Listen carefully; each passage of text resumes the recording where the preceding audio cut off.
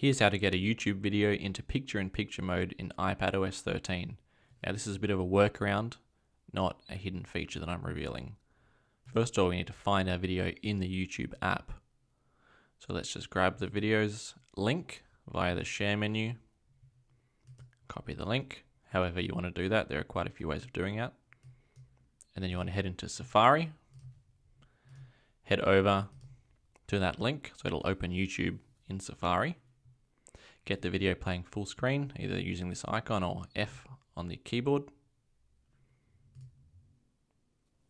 Get it playing. And then click on the picture-in-picture icon at the top left.